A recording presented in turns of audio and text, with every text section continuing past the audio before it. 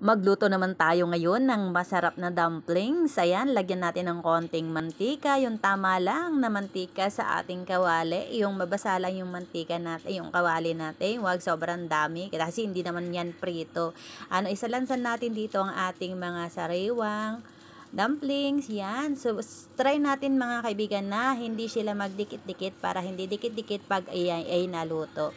Ayan, o di pa paikot-ikot lang. Ayan, tapos lagyan natin sa gitna. Ayan. O, pag nakita nyo na yan mga kaibigan na medyo brown-brown na siya sa ilalim, pwede na tayo maglagay ng tubig.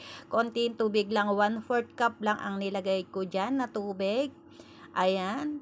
Kasi mas malambot guys pag ganyan ang pagkakaluto nyo at saka maluluto talaga yung loob niya. Hindi nyo na kailangan steam. Takpan natin. Ayan, mahinang apoy lang ang luto natin dyan mga kaibigan hanggang sa maluto at magkaroon siya ng tuyo na yung ating kawali. Ayan. Tapos signan nyo kung magdidikit o hindi. Tapos ipatong nyo yung pinggan. Tapos itaob nyo ganyan. O diba kusa na siya malalaglag kung hindi siya dumikit sa kawali.